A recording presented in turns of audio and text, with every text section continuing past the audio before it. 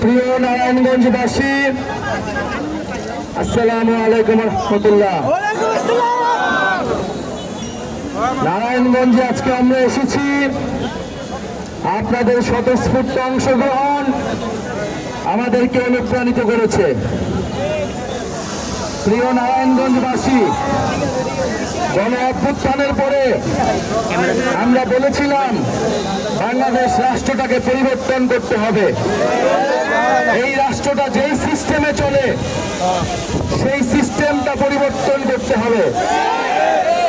এই সিস্টেমের সবচেয়ে ভালো উদাহরণ হচ্ছে এই নারায়ণগঞ্জ শহর, যেখানে পরিবারতন্ত্র, মাফিয়াতন্ত্র, গডফাদার তন্ত্র সব মিলেমিশে একাকার।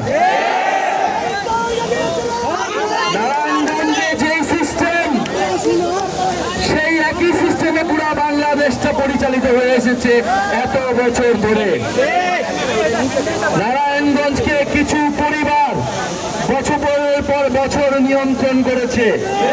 নারায়ণগঞ্জের ব্যবসা, অর্থনীতি, রাজনীতি সবকিছু, এবং এই নিয়ন্ত্রণে করতে গিয়ে তারা দখলদারিত্ব করেছে, চাঁদাবাজি করেছে, খুন করেছে, সন্ত্রাস কায়েম করেছে এবং জনগণের অধিকার হরণ করেছে।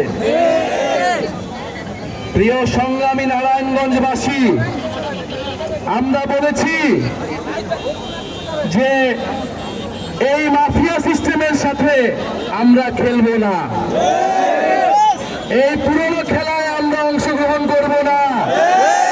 এই পুরনো খেলার বিরুদ্ধেই গণ অভ্যুত্থান হয়েছে, আমরা রক্ত দিয়েছি, ফলে খেলার নিয়ম বদলাইতে হবে।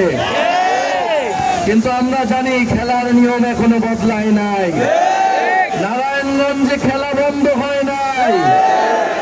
যদি খেলা বন্ধ না হয়, আরেকটা গণ অভ্যুত্থানের জন্য প্রস্তুতি নেয়। প্রিয় সংগ্রামী নারায়ণগঞ্জবাসী, গতকাল রাতে জুলাই পদযাত্রার তরুণ আগুন জ্বালিয়ে দেওয়া হয়েছে। সন্ত্রাসীরা রাতের আধারে এসে এই পদযাত্রাকে, এই জনস্রোতকে বন্ধ করতে, জন আতঙ্ক তৈরি করতে অগ্নিসংযোগ ঘটিয়েছে।